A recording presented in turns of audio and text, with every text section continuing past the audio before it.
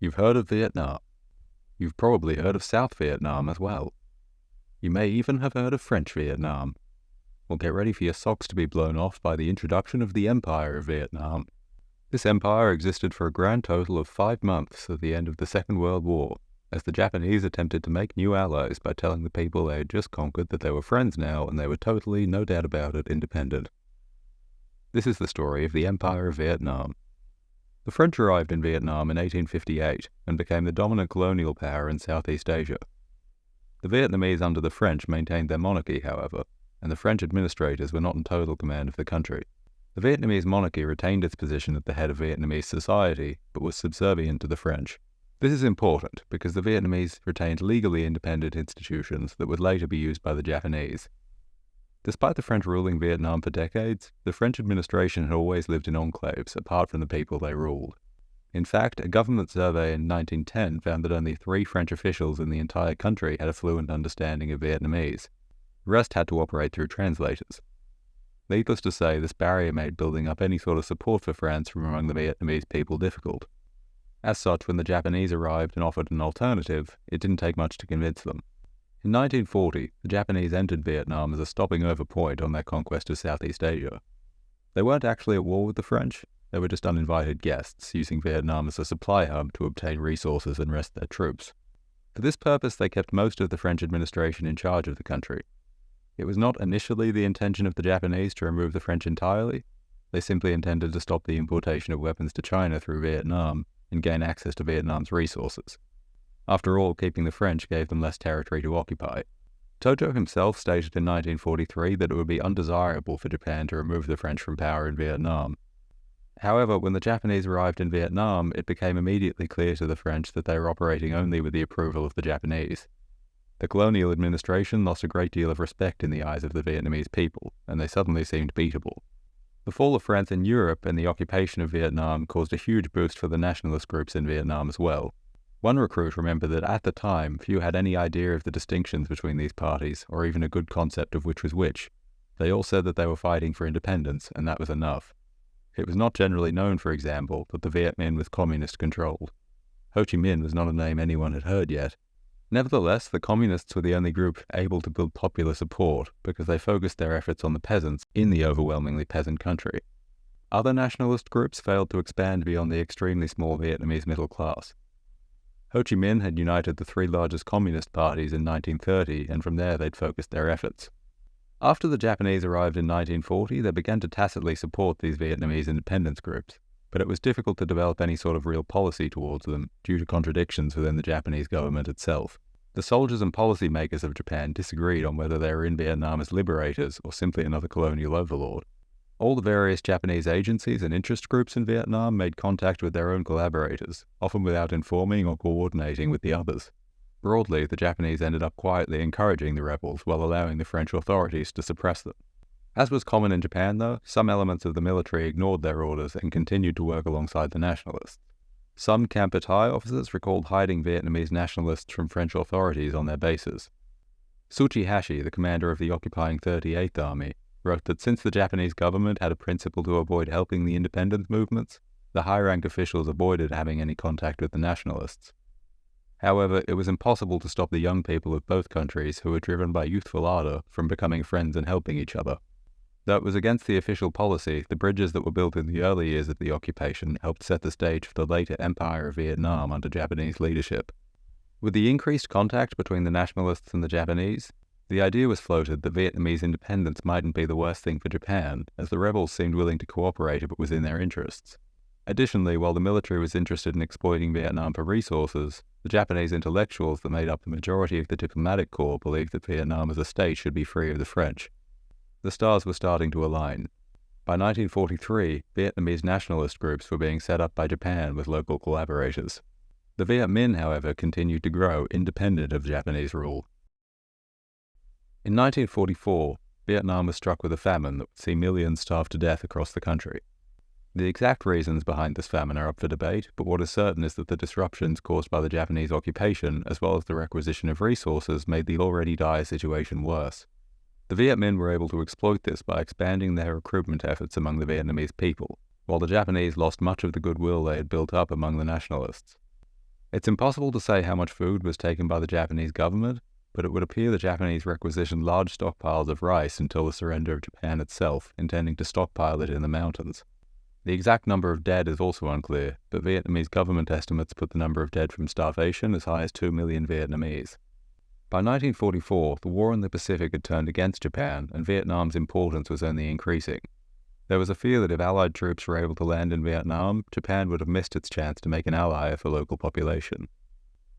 The Japanese army staged a coup against the Vichy French regime on the 9th of March 1945 in Operation Maigo Sakusen, or Bright Moon Action. The 50,000 French soldiers in Vietnam were detained, and French citizens were grouped together in cities under the guard of the Japanese troops. This might have seemed like a good idea at the time, but it actually left the Japanese with a huge problem. The responsibility for keeping order in the country now fell entirely on them, and they had to watch over French prisoners. Order in the countryside quickly broke down. When the Japanese removed the French administration, their control became restricted mostly to the cities. The countryside increasingly fell into the hands of the Viet Minh militias. The two sides didn't actually clash much in terms of combat, but the Viet Minh were nevertheless able to seize control of vast swaths of the territory. In the south, they were opposed by a few religious and political groups, but broadly Ho Chi Minh was popular. 2 days later, the Emperor Bao Dai declared the independence of the Empire of Vietnam under the Japanese co-prosperity sphere and promised to extend all-out cooperation to the Japanese Empire with sincere faith in the true intentions of Japan. Vietnam was now an independent country, technically. The head of the Japanese Cultural Center in Vietnam, Yokoyama, was sent to Hanoi to advise the emperor. Cambodia and Laos soon followed in their declarations of independence. However, they weren't truly independent. The former colonies were placed under Japanese leadership, with General Tsuchihashi becoming the new governor-general. Generally, the transition was smooth, and again the French administration remained largely in place. The Japanese replaced the heads of departments, and positions like director of the Bank of Indochina were given to army officials. But lower-ranking French officials remained in place. Where Vietnamese officials were appointed, they always had a Japanese advisor assigned to them. On the 17th of April, Bao Dai appointed Trang Trong Kim as Prime Minister. Though this was intended to be the dawn of a new and prosperous Vietnam, the circumstances of the empire were grim. The Vietnamese officials that moved into important roles were inexperienced, and the worsening war situation and rebellion in the countryside meant that communication was breaking down in the empire immediately. The authority of the new government never had time to extend beyond the cities. Furthermore, the Japanese military was the only means of reliable communication and force. This meant that Vietnamese officials had to first relay their orders through their Japanese advisors, who in turn had to pass it through the military. Regardless of whether or not the Japanese intended to make Vietnam solely an extension of their army, the practical situation meant that the Japanese were the only ones capable of wielding power. The new government proposed drafting a constitution for the empire, but this was never carried out. It remained for its brief existence under rule of decree. Oh, and the country was also bankrupt. The cost of living in the cities was 40 times that of what it was in 1942, and famine continued to ravage much of the country. The Japanese also retained control over the police, and any Vietnamese forces were under Japanese command. As such, the empire was entirely reliant on the Japanese for security. Even in Vietnam, it was quickly clear, though, that the tide was turning against the Japanese in the war. In August, several members of the Kim government resigned for fear of being labeled collaborators when Japan lost. The Japanese troops stopped venturing outside their cities, and in September, the Japanese government surrendered to the Allies. The war was over, but what was going to happen to Vietnam was unclear. When Japan surrendered in 1945, there were over 100,000 Japanese troops throughout Indochina. What was remarkable, and lent some credence to the idea that many Japanese genuinely supported an independent Vietnam, was the high number of deserters.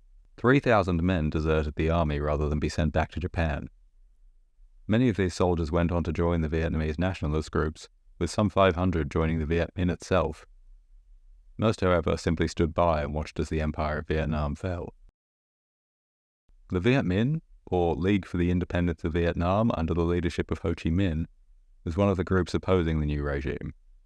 In an ironic twist of fate, the Viet Minh were backed by the American OSS as an ally of convenience, meaning that the Americans helped to strengthen the communist Vietnamese that they themselves would end up fighting 2 decades later. The OSS provided training and a great deal of equipment to the Viet Minh, which allowed them to take power quickly after the Japanese surrender. The period of Japanese occupation also gave rise to the Vietnamese Communists as the leading nationalist force in the country. Previously a small group of revolutionaries constantly hounded by French forces, the Japanese occupation provided a perfect recruiting ground. In 1941, Ho Chi Minh had founded the Viet Minh, which, although dominated by communists in leadership positions, was accepting to all Vietnamese nationalists. The steady growth of political support meant that when the Japanese lost the Second World War, the Viet Minh were the only organization large enough to be able to sweep into power.